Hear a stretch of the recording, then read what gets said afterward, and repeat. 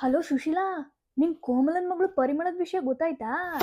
ಅಯ್ಯೋ, ನನ್ ಮಗ್ಳು ಹೇಳ್ತಾ ಇದ್ಲು ಏನೋ ರೀಲ್ಸು ಗೀಲ್ಸು ಏನೋ ಮಾಡ್ತೋಳಂತೆ. ನಾನು ಇವತ್ ನೋಡ್ದೆ, ಕಳ್ಸಿದ್ಲು. ಅಲ್ಲ, ಈ ಹೆಣ್ಣಿಗೆ ಏನ್ ಬಂದಿತ್ತು? ಓದ್ ಮುಗ್ದಾಯ್ತು, ಕೆಲ್ಸಕ್ ಹೋಗ್ಬೇಕು ಅನ್ನೋ ಪರಿಜ್ಞಾನ ಇಲ್ವಾ ಈ ಹೆಣ್ಣಿಗೆ?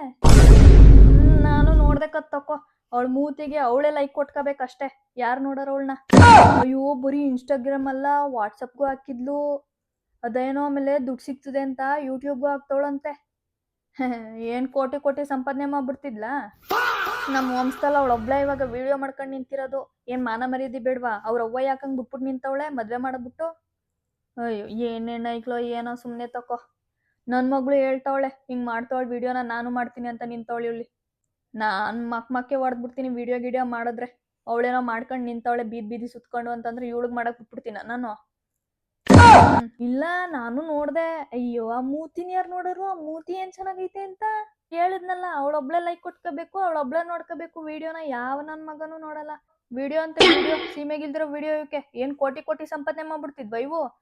ಅವ್ರು ಸಂಪಾದನೆ ಮಾಡಿದ್ದು ಸಾಕು, ನಮ್ಮನ್ ಸಾಕಿದ್ದು ಸಾಕು. ಆಮೇಲೆ ಮೂರ ಬಟ್ಟೆ ಮಾಡೋದ್ ಬೇಡ ಎಲ್ಲರ ಮಧ್ಯದಲ್ಲುವೆ. ನಮ್ಮ ಮಾನ ಮರ್ಯಾದೆನೂ ಕಳ್ದು ಅವು ಮಾನ ಮರ್ಯಾದೆ ಕಳ್ಕೊಂಡು ಯಾಕೆ ನಿಂತ್ಕೊಳ್ಳೋದು ರೋಡಲ್ಲಿ? ನಮ್ಗೆ ಯಾಕೆ ಕಂಡೋರ್ ವಿಷಯ ಬಾ. ಅವು ಇನ್ನೊಂದ್ಸತಿ ಅವಳೇನೋ ನನ್ ಕಣ್ ಮುಂದೆ ಬಂದ್ರೆ ಅವಳ ಮಕನೂ ನೋಡಲ್ಲ ನಾನು. ಸರಿ ತಕೋ, ಇಡ್ತೀನಿ. ಬೈ.